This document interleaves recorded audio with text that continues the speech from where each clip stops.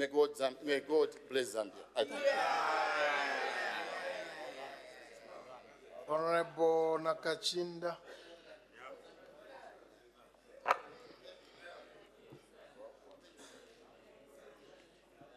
Mr. Speaker, I'm grateful for giving me an opportunity Order on the right. to add my voice to this very important motion in the history of our country. And I must state from the onset, Mr. Speaker,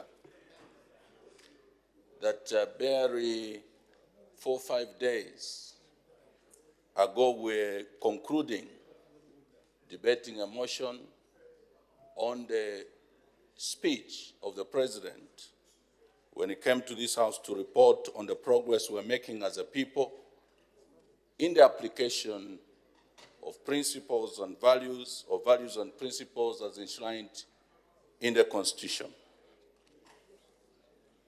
And today it seems we have before us a litmus test to see whether or not we are committed to those values. The value of patriotism, the value of nationalism. And I want to appeal to the people of Zambia who are listening, watching the proceedings in this House, to be able to listen from their hearts and discern the intent of each one of us that are undertaking their business in this House. This is the People's Assembly, and therefore whatever we do must be motivated with the interest of the people of Zambia. I am saddened that sometimes we reduce ourselves to waxing poetry for patronage, just for cheap political mileage. Mr. Speaker,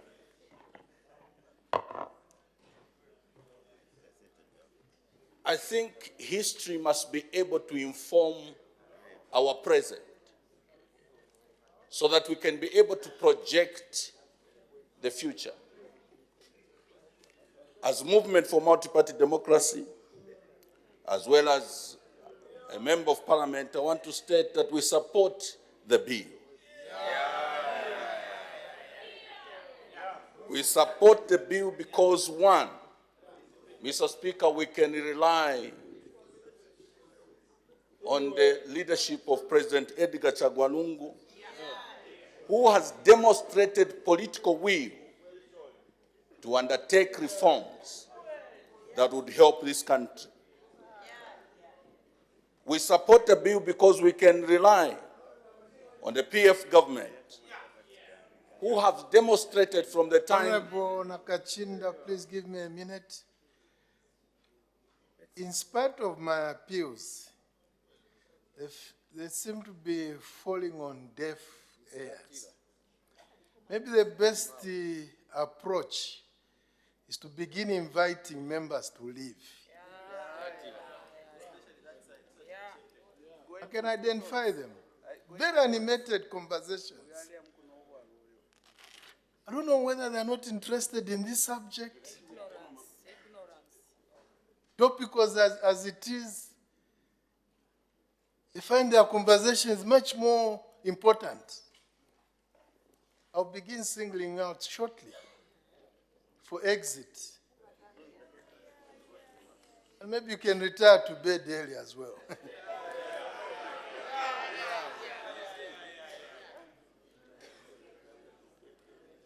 Continue, Honorable Member.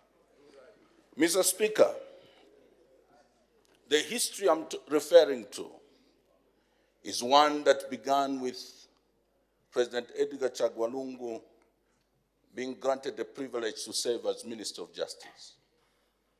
It was at a time that the constitution-making process had slowed down after the technical committee had finished its business.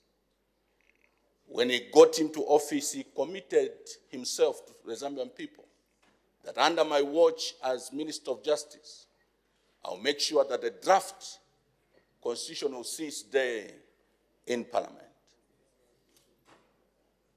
As misfortune would have it, we had a presidential by-election as a result of the demise of the late President Michael Chilufya Sata. And he was privileged to have been nominated as presidential candidate for the PF. And he went through in 2015.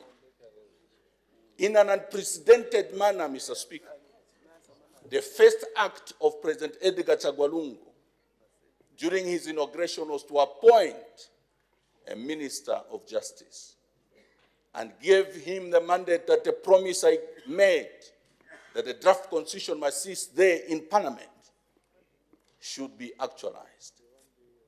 And hence, Mr. Speaker, today we have the current constitution that was enacted and assented to on the 5th of January 2016. With that track record, Mr. Speaker, we can rely on President Edgar Lungu's political will to undertake progressive constitutional reforms. Beyond that, Mr. Speaker, at the time that he was assenting to the constitution, the current one, he did indicate to the Zambian people that as a lawyer I've read through what has gone through Parliament. And I have issues here and there. But as a Democrat, I'll give the people their wish. I was sent to this constitution with my eyes closed. That is a man that is committed to make sure that the will of the people prevails. If that history cannot inform you that at least you can trust this president, and when you look at even the constitution that we have today has provisions which, Mr. Speaker, had clauses that were troubling for the regimes in the past, including the MMD regime. Provisions of the running mate, provisions of the 50+1, and all those provisions. But this government was willing to go an extra mile and give the people of Zambia what they have been crying for many years. That at least should be able to inform the minds of patriots that even this process that is aimed at undertaking reforms with a constitution, electoral reforms, Public Order Act, and other reforms, you can trust, because the track record speaks to that fact.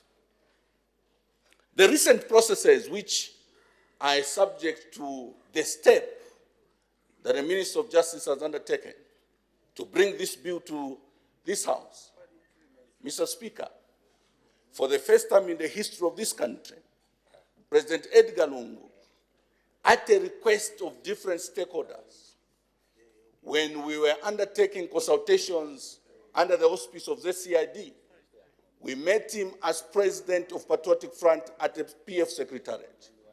That is after we had met other presidents, such as President Nakacinda of UPND, President Honorable Felix Mtati of MMD, President Honorable Edith Nawakwi of FDD, and each one of the presidents had committed themselves, saying that any process that is anchored on reforms, we will support.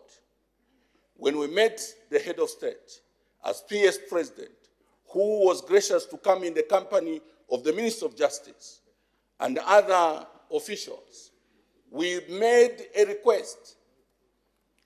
And strangely, Mr. Speaker, a request through one Mr. Sean Tembo, who today is a spokesperson of some alliance, requesting that the president should halt all processes of reforms until we have been able to agree. This history, Mr. Speaker, is important.